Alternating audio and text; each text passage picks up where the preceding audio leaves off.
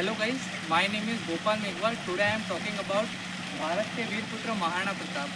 तो भाई आज तिथि है ज्येष्ठ शुक्ल तृतीया। आज के दिन हमारे भारत के वीर पुत्र महाराणा प्रताप का जन्मदिन था और आज के दिन हमारे भारत के वीर पुत्र ने जन्म लिया था। इनका जन्म स्थल कुंभलगढ़ में है अभी।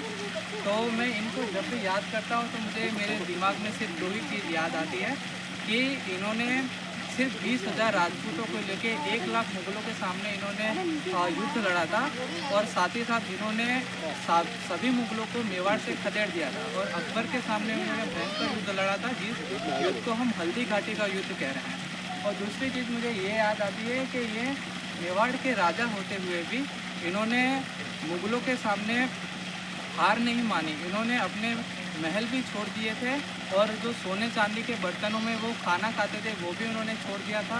जिस आलीशान बिस्तर पे वो सोते थे वो भी इन्होंने छोड़ दिया था। वो भीलों के साथ रहकर उन्होंने इनके साथ घास की रोटी भी खाई थी और साथ ही साथ उनके साथ उन्होंने अपना जीवन गुजारा था। इसलिए इनके लिए मुझे बोलने के लिए कोई आवश्यकता ही नहीं है, मेरे पास कोई शब्द ही नहीं है।